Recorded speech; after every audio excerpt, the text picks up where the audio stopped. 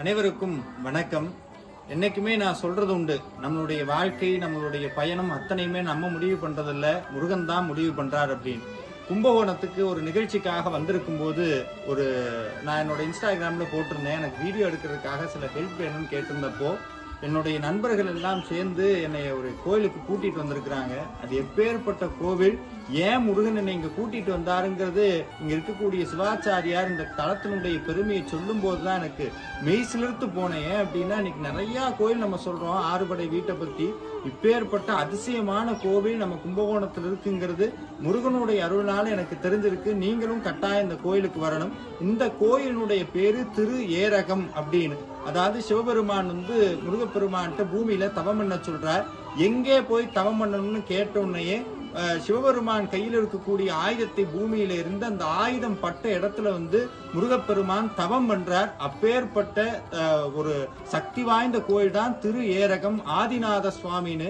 இங்க இருக்கக்கூடிய முருகனுடைய அழகுங்க நேர்ல பார்த்தாதான் தெரியும். சுவாமிக்கு கிரீடம் கிடையாது, பொன்முடியோட இருக்கார். அதை விட சுயம்பு மூர்த்தி. சுயம்பு அப்படின்னா என்னன்னா தானாக எழுந்தவர் அப்படின்னு அர்த்தம். நம்மளுடைய ஆலயங்கள்ல நிறைய பிரதிஷ்டை இருக்கும். இங்க சுவாமி தானாக 12 வயசு குழந்தையாக நிற்கக்கூடிய அற்புத கோலம் தான் இங்க இருக்கக்கூடிய முருகப்பெருமான். கட்டாயம் நீங்க இங்க வரணும். இதை விட இன்னொரு விஷயம் என்னன்னா, நிறைய ஃபேமஸான கோயிலுக்கெல்லாம் சொல்லி அங்க போய் நிறைய நம்ம பண்றோம். இந்த கோவிலுக்கு நீங்க வாங்க. இங்க இன்னொரு விசேஷம் என்னன்னா, இங்க சுவாமிக்கு பானக நிவேத்தியம் பண்றாங்க. அது உங்களால முடிஞ்சதுன்னா இந்த கோயிலுக்கு உங்க கையினால அதுக்கு என்ன முடியுமோ அதை செஞ்சு கொடுங்க.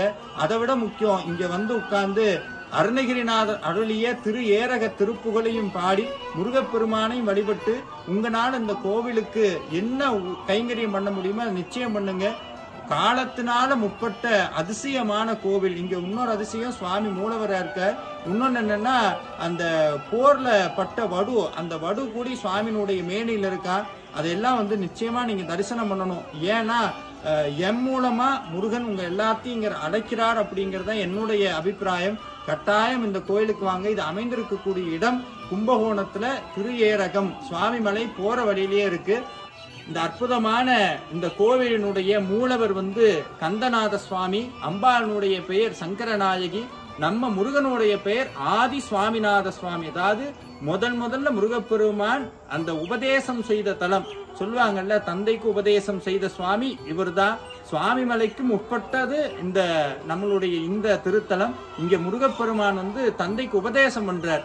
அதை கூடி அருணகிரிநாதர் தன்னுடைய திருப்புகள்ல சொல்லுவார். என்னன்னா, சிவனார் மனம் குளிர இரு சிறுமேதிலும் அப்படின்னு சொல்லி அந்த திருமந்திர உபதேசம் நடந்த இடம் இந்த அற்புத திருத்தலம் தான். மறக்காம இந்த கோவிலுக்கு வாங்க. முருகனுடைய அருள் நிச்சயமா உங்களை காக்கும். கேட்கவே வேணாம், நீங்க இன்னைக்கே கிளம்பி இந்த கோவிலுக்கு வாங்க.